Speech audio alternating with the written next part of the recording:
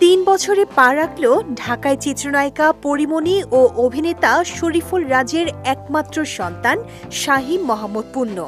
10 August ছোট্ট পূর্ণের জন্মদিন, আর বিশেষ এই দিনটিতে আয়োজনের কোনো কমতি রাখছেন না নায়িকা।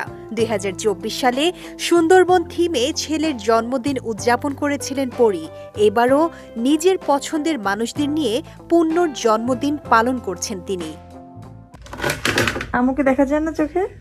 ছেলের জন্মদিন উপলক্ষে এরই মধ্যে নিজের ফেসবুকে একটি পোস্ট দিয়েছেন পরীমণি।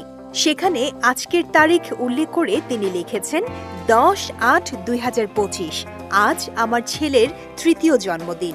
কিভাবে সময় চলে যাচ্ছে! বাচ্চা আমার জীবনে আসার পর থেকে আর টেরই পায় না। এখন শুধু বাঁচতে চাই, শুধুই বাঁচতে চাই ওদের সঙ্গে। আপনাদের ভালোবাসায় দোয়ায় রাখবেন ওদের। আমি আপনাদের প্রতি কৃতজ্ঞ।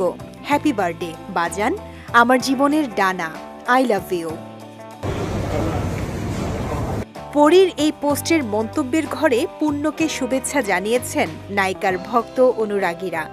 আপু এইভাবে না, তোমার যেটা যেটা পছন্দ সে আল্লাহ গো। তবে একমাত্র ছেলের জন্মদিন উপলক্ষে সামাজিক মাধ্যমে কোনো পোস্ট দিতে দেখা যায়নি পূর্ণের বাবা অভিনেতা শরীফুল রাজকে। তুমি কাকে খোঁজো?